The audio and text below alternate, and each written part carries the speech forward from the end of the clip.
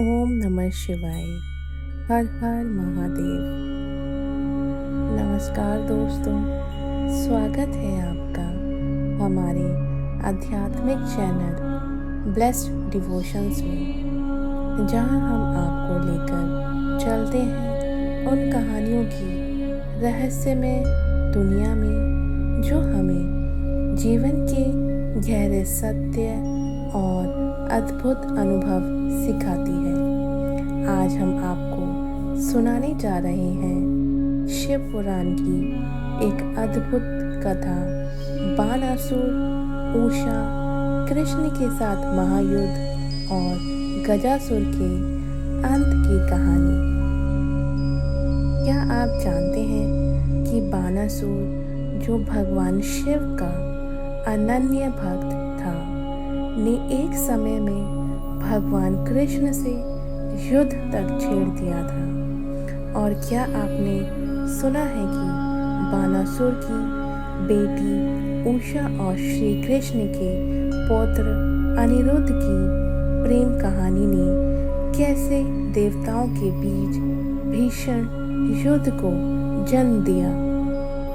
इस महागाथा में शक्ति, प्रेम और युद्ध के बीच घिरी यह कथा आपको बानासुर के पराक्रम और उसके विनाश की ओर ले जाएगी। साथ ही हम आपको सुनाएंगे गजासुर की अनसुनी कहानी, एक राक्षस जिसने शिवजी से वरदान पाने के बाद पूरे संसार में भय फैला दिया, और फिर उसके अंत की भी रहस्यमय कहानी। तो तैयार हो जाइए एक ऐसी रहस्यमय यात्रा के लिए, जहां आपको शिव पुराण की इन महागाथाओं में प्रेम, शक्ति और युद्ध की अद्भुत झलक मिलेगी। यह केवल कथाएं नहीं हैं, बल्कि जीवन के महत्वपूर्ण संदेश भी हैं, जिन्हें जानना आपके लिए बेहद जरूरी है। वीडियो को अंत तक जरूर देखें और हमारे चैनल को सब्सक्राइब करें, ताकि आपको हमारी नई वीडियो की जानकारी सबसे पहले मिले। व्यास जी सनत कुमार जी से बोले, अब बानासुर को गणपत्य पद की प्राप्ति की पवित्र कथा को सुनाइए। सनत कुमार जी ने बताया, मरीचि के पुत्र कश्यप जी हुए। प्रजापति दक्ष ने कश्यप जी को अपनी 13 कन्याएं कन्यादान की। उनमें दीति बड़ी थी, उससे दैत्य हुए। शेष 12 पत्नियों से देवताओं की उत्पत्ति हुई। दीति के हिरण्यकश्यपु और हिरण्याक्ष 2 महाशक्ति राक्षस उत्पन्न हुए। हिरण्यकश्यपु के हन्लाद, अनुहन्लाद, सलहाद तथा प्रहलाद नाम के 4 पुत्र हुए। प्रहलाद के जितेंद्रिय और विष्णु भक्त विरोचन हुआ, जिसने अपना मस्तक काटकर दान में इंद्र को भेंट कर दिया था। विरोचन का पुत्र बलि भी महादानी था। उसने वामन अवतार भगवान को अपनी सारी पृथ्वी दान में दे दी थी। बाली का पुत्र बानासुर हुआ, जो शिवजी का भक्त और महादानी था। बानासुर ने तीनों लोकों को विजय कर शोणित नाम की नगरी बसाई। एक बार बानासुर ने वाद्य द्वारा शंकर भगवान को तांडव नृत्य द्वारा प्रसन्न किया। शंकर भगवान ने उस पर प्रसन्न होकर उससे वरदान मांगने को कहा। बानासुर ने भक्ति पूर्वक उनके चरणों में प्रणाम करके उनके गणों में अपना निवास मांगा। भक्त वत्सल्य भगवान शिव उसके पास ही गणों सहित निवास करने लगे।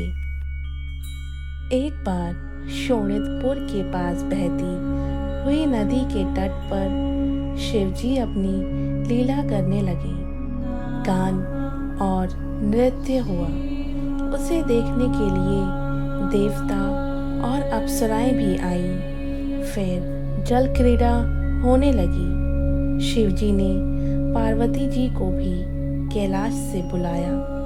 अप्सराएं सोचने लगेगी जब तक पार्वती जी नहीं आती तब तक कोई भी स्त्री यदि शिवजी के साथ जल क्रीड़ा करेगी तो भगवान शंकर उसे सर्वोत्तम संतरी का पद प्रदान करेंगे। यह सोचकर बाणासुर की पुत्री उषा ने शिवजी का स्पर्श करने के लिए पार्वती का रूप धारण कर लिया।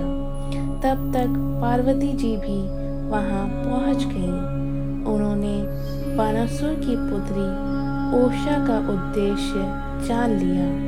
तब पार्वती जी उषा से बोली, अरे तुमने मेरा स्वरूप क्यों धारण कर लिया है?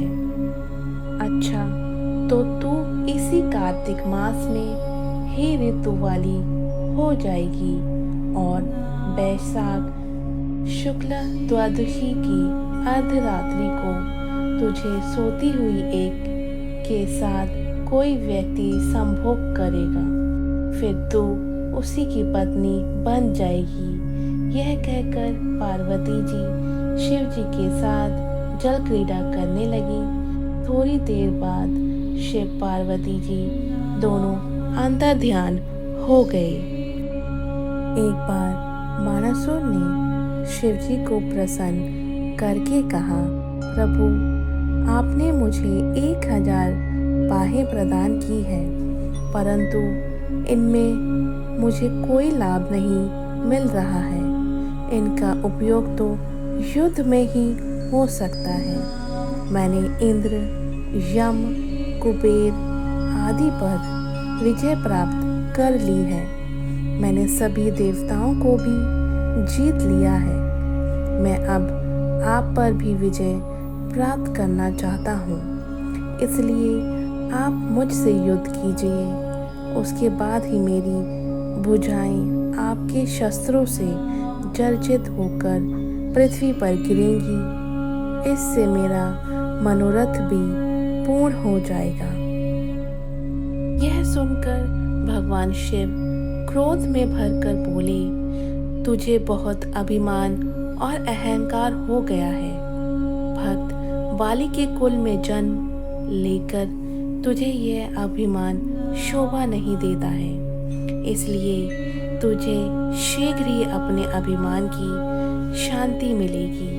किसी शक्तिशाली व्यक्ति से अकस्मात तेरा युद्ध होगा और तेरी ही ये पर्वतकार विशाल भुजाएं एक एक करके पृथ्वी पर कट कट कर गिरेंगी। तब तेरी स्थापित शस्त्रशाला में उत्पात मचेगा। तब समझ लेना कि तेरा बुरा समय निकट है। यह सुनकर बाणासुर ने दिव्य पुष्पों से भगवान शंकर का पूजन किया और प्रणाम कर घर को लौट आया। एक दिन की बात है कि बाणासुर अपनी ध्वजा को देखकर प्रसन्न मन से सोचने लगा कि ऐसा कौन पराक्रमी है जिससे मेरा युद्ध होगा।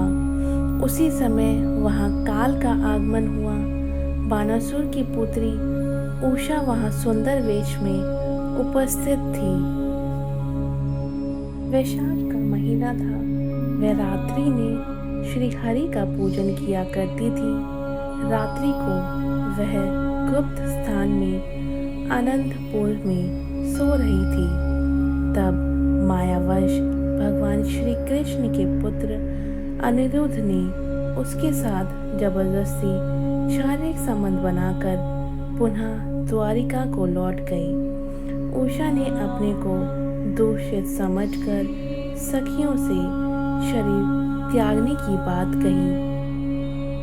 उसकी बात सुनकर कुष्मांड की पुत्री चित्रलेखा ने उसे पूर्व का वृतांत सुनाया।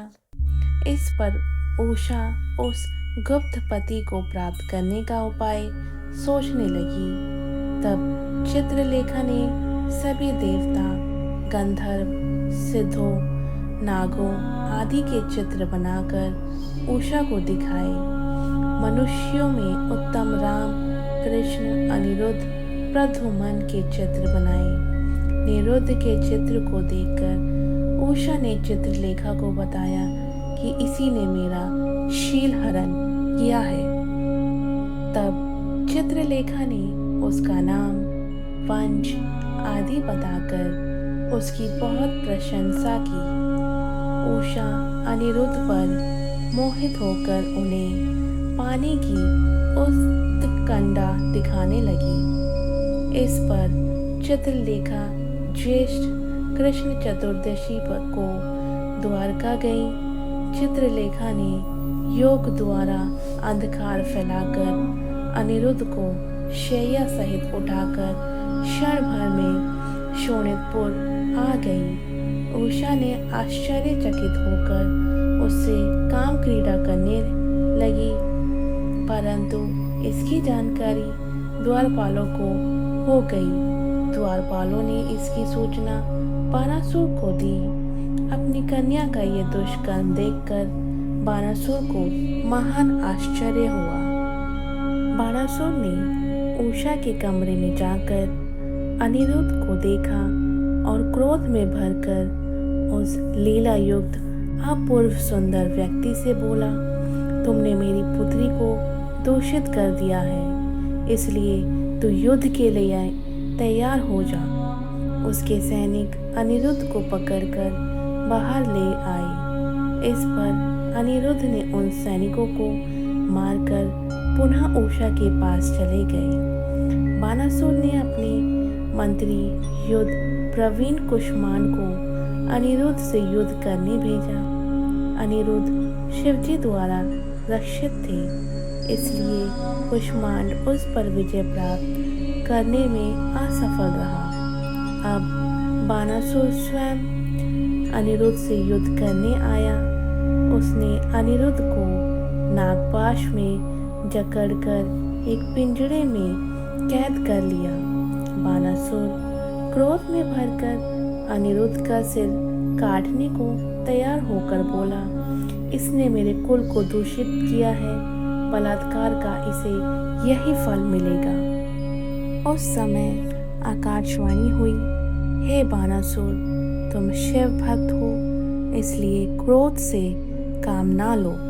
शिव जी सबके भगवान हैं, वे तुम्हारा सर्वनाश कर देंगे।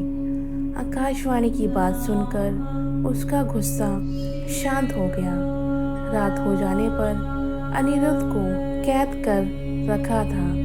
उन्होंने अनिरुद्ध को बंधन मुक्त कर दिया। बंधन मुक्त हो जाने पर अनिरुद्ध पुनः उषा के पास आ गए। इधर द्वारिका में अनिरुद्ध को ना देखकर महल में स्त्रियां रोने धोने लगी। श्री कृष्ण को महान दुख हुआ। बाद में नारद जी ने आकर बताया कि अनिरुद्ध को बानासुर ने कैद कर रखा है। यह सुनकर भगवान श्री कृष्ण द्वारिका से यादवों की एक भारी सेना लेकर अनिरुद्ध को छुड़ाने के लिए चल पड़े। 18 अक्षौहिणी सेना के साथ श्री कृष्ण ने बानासुर की राजधानी शोणितपुर को घेर लिया। बानासुर भी युद्ध के लिए चल पड़ा। बानासुर के साथ भक्त की रक्षा के लिए शिव जी भी आ गए। भगवान श्री कृष्ण और शिव जी का अद्भुत युद्ध होने लगा। श्री कृष्ण का शिव जी के साथ, प्रद्युम्न का कुष्मांड के साथ, कूप का कर्ण के साथ, बानासुर के पुत्र सांब के साथ युद्ध होने लगा। ब्रह्मास्त्र आदि सभी अस्त्र शस्त्रों का प्रयोग हो रहा था। शिवजी के तेज के कारण श्री कृष्ण के सैनिक ठहर नहीं पा रहे थे। श्री कृष्ण ने शीतला नामक ज्वर का प्रयोग किया, परंतु शिव जी ने उसे शांत कर दिया। इससे श्री कृष्ण के विस्मय का ठिकाना न रहा। फिर भी श्री कृष्ण सहित सबने मिलकर शिव जी की स्तुति की। श्री कृष्ण बोले, हे प्रभु, मैं आपकी आज्ञा से बाणासुर की भुजाएं काटने हेतु आया हूँ, इसलिए आप संग्राम से हट जाइए। आप मुझे बाणासुर को मारने की आज्ञा प्रदान कीजिए। इस पर महादेव बोले, आपका कथन सत्य है। मैंने बाणासुर को श्राप दिया है, आप इसका वध कर सकते हैं। तब श्री कृष्ण ने जीभ भ्रण करके भुजाएं काट डाली। जब बाणासुर की केवल 2 भुजाएं शेष रह गईं, तब बाणासुर युद्ध बंद करके भगवान श्री कृष्ण को अनंतपुर में ले गया और वहां उसने अपनी कन्या को अनिरुद्ध को सौंपकर रत्न आदि का महान दहेज दिया। उसने श्री कृष्ण का महान स्वागत किया। श्री कृष्ण अपनी पौत्र वधू और पौत्र को साथ लेकर कुटुंब सहित द्वारिका गए और वहां पर भारी उत्सव मनाया गया। बाणासुर अपनी अज्ञानता पर शिव जी के पास जाकर रोने लगा। उसने हस्तपद न्यास युक्त तांडव नृत्य किया। शिव जी उसके नृत्य पर प्रसन्न हो गई और उससे वर मांगने के लिए कहा। उसने शोणितपुर का राज्य उषा के पुत्र के लिए मांगा और अपना दैत्य वंश से विनाश की प्रार्थना की। शिव जी ने उसे गणपत्य पद प्रदान किया। जब देवों की भलाई में देवी ने महिषासुर का वध कर दिया, तो महिषासुर के पुत्र गजासुर ने उग्र तपस्या करके ब्रह्मा जी को प्रसन्न कर लिया। उसने तीनों लोकों को विजय कर लिया। उसने देवताओं को अपने चरणों में गिराकर प्रणाम करने के लिए विवश कर दिया और सबको महेंद्र पर्वत पर रहने की आज्ञा प्रदान की। वह विषय लोलुप बन गया। वह शास्त्रों की मर्यादा का उल्लंघन करके ब्राह्मणों तपस्वियों को क्लेश पहुंचाने लगा। तब इंद्र आदि सभी देवता शिव जी की शरण में गए और उन्हें अपनी विपदा से अवगत कराया। इस पर शिव जी त्रिशूल लेकर गजासुर का अंत करने को चल पड़े। उन्होंने गजासुर का सिर अपने त्रिशूल से काट डाला। वह यह देखकर शिव जी की स्तुति करने लगा। तब शिव जी ने उससे वर मांगने को कहा। उसने वरदान मांगा कि प्रभु, यदि आप वास्तव में मुझसे प्रसन्न हैं तो मेरे चर्म से अपना ओढ़ना बना लें। इस पर शिव जी ने तथास्तु कहकर उसके लिए काशी नगरी में ज्योतिर्लिंग बनाया। गजासुर के मारे जाने पर देवता प्रसन्न हुए। जब भगवान श्री हरि ने दिति के पुत्र को मार दिया तो दिति को इससे महान दुख हुआ। तब निर्हाय ने आकर दिति को सांत्वना दी और देवताओं पर विजय पाने का निश्चय किया। उसने दिति के पुत्र के मारे जाने का कारण ब्राह्मणों को माना, इसलिए उसने ब्राह्मणों का वध करना प्रारंभ कर दिया। काशी नगरी को ब्राह्मणों का मुख्य स्थान समझकर वह काशी पहुंच गया। वह काशी में ब्राह्मणों का वध करने लगा।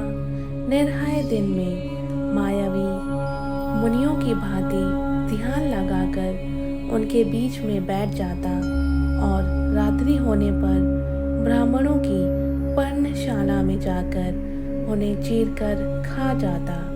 एक बार शिवरात्रि के दिन वह एक शिव भक्त ब्राह्मण को खाने हेतु गया, परंतु वह ब्राह्मण शिव कवच पहने हुए था, इसलिए उसे ना खा सका, बल्कि शिव जी ने प्रकट होकर अपने मुष्टि प्रहार से उसका अंत कर दिया। बिंदल और उत्पल नाम के दो दैत्य थे। उन्होंने तप करके भगवान शंकर से ये वरदान मांगा कि हम किसी से ना मरे। वरदान प्राप्त कर वह बहुत अभिमानी बन गए। उन्होंने सारे ब्रह्मांड पर विजय प्राप्त कर ली। उन्होंने देवताओं को भी जीतकर उन पर तरह तरह के अत्याचार करने लगे। देवताओं ने उनके अत्याचारों से तंग आकर ब्रह्मा जी के पास जाकर अपना दुखड़ा सुनाया। ब्रह्मा जी उनसे बोले, हे देवताओं, इन दोनों दैत्यों को केवल जगत जननी पार्वती ही मार सकती है, इसलिए धैर्य रखकर भगवान शिव जी का ध्यान करो। वह ही भक्त भयहारी है। इसके बाद भगवान शंकर की प्रेरणा से नारद जी बिंदल और उत्पल दैत्यों के पास गए और पार्वती जी के रूप की प्रशंसा करने लगे। पार्वती जी के रूप की प्रशंसा सुनकर दोनों दैत्य कामांध होकर पार्वती जी के अपहरण की योजना बनाने लगे।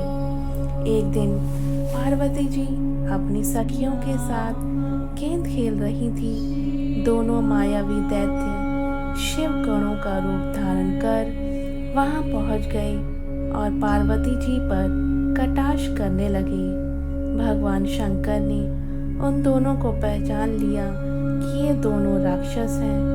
उन्होंने इशारे से पार्वती जी को दोनों मायावियों की चाल से अवगत करा दिया। पार्वती जी ने खेल खेल में ही अपनी गेंद को दोनों दैत्यों पर मारी।